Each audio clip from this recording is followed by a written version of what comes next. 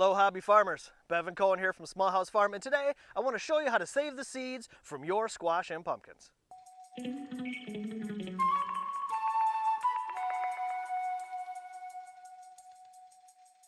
Now there's a number of different reasons that we may want to save our seeds. Saving seeds is like saving money. The more seeds I save from my garden this year, the less seeds I gotta buy next year. Saving our seeds also gives us the opportunity to preserve these varieties. They may be historic varieties and we want to preserve those genetics, or if we're market gardeners, some of our customers may have gotten used to the varieties that we offer. And by saving our seeds, we ensure that we have those varieties again in the future. Sometimes seed catalogs drop varieties, they stop carrying things. It happens more often than you might think. And by preserving your own seeds, you don't have to worry about what the seed catalogs offer. You've got all your seeds right at home, right at your hobby farm. Another one of the benefits of saving our own seeds is adaptation.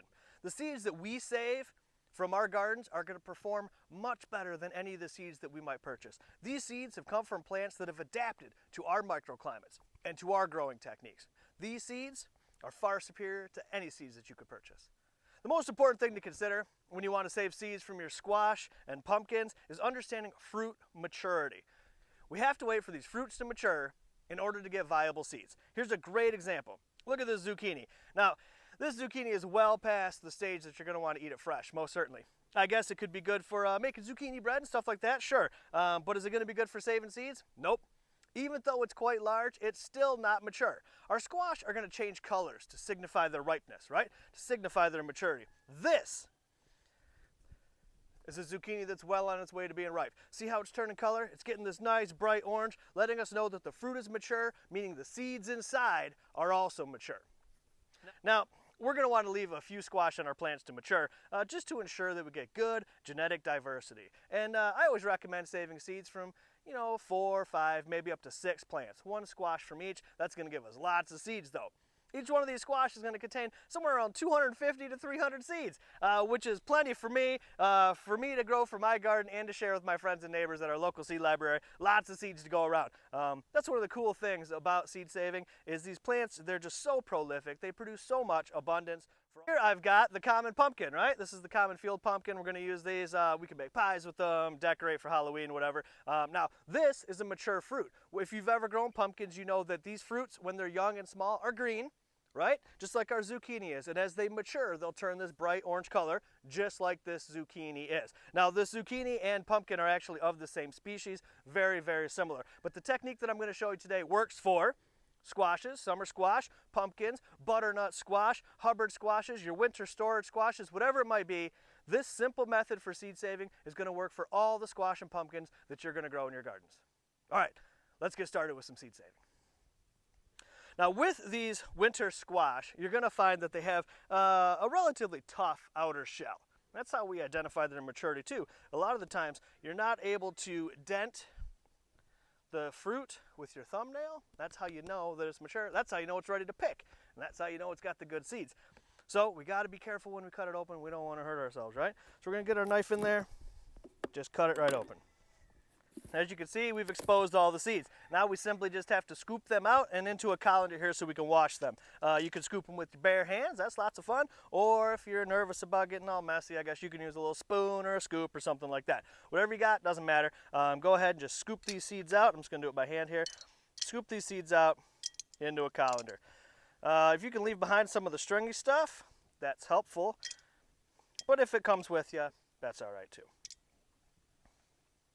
If you find that you've got a lot of stringy stuff coming off with your seeds, it can kind of be a pain to clean it by hand, but we don't have to do that. Mother Nature will take care of it for us. We can actually just take all the guts from our pumpkin, all the strings, all the seeds, put it in a bucket of water, let it sit for a few hours. That water is going to break down this plant material, and the strings are just going to release the seeds, right, which will sink to the bottom and the strings will float to the top. A really nice way to get the seeds cleaned up, especially if you're dealing with a lot of pumpkin seeds that you need to harvest. It's going to save you a lot of time, a lot of effort. All right, so I got a bunch of my seeds into my colander here. So now I just got to head over to the hose. We're going to rinse them off, getting these little bits out of here, get them cleaned up. So step 1, identify the ripe fruit, cut it open, remove the seeds, rinse them out. All right, now, once you got your seeds cleaned up, we just got to put them out to dry. And there's a number of different ways to do this. The easiest is to use a screen like this. Now you can get these prefabricated online. You can make these yourself if you're handy, no problem at all. You could also just repurpose an old window screen. If you've got a fan or something you can put on there, is great. A little bit of airflow. Keep this in a cool, dark place with some airflow on it. Let it dry. I'm going to recommend letting your seeds dry for about 7 to 10 days. Once you think your seeds are dry, give them 2 more days.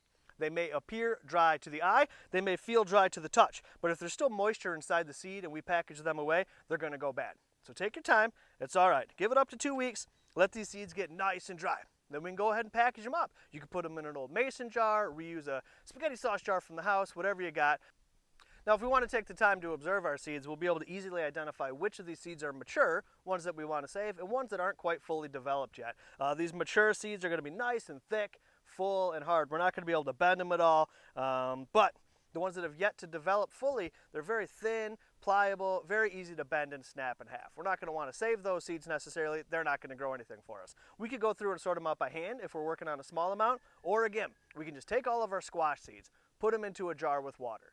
Those immature seeds that haven't fully developed, they're going to float, while the mature seeds will sink to the bottom. It's a nice way to sort out those duds just to save us some time next spring.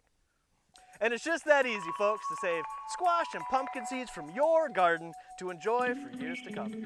All right, that's all the time I have today, hobby farmers. Thanks again and happy growing.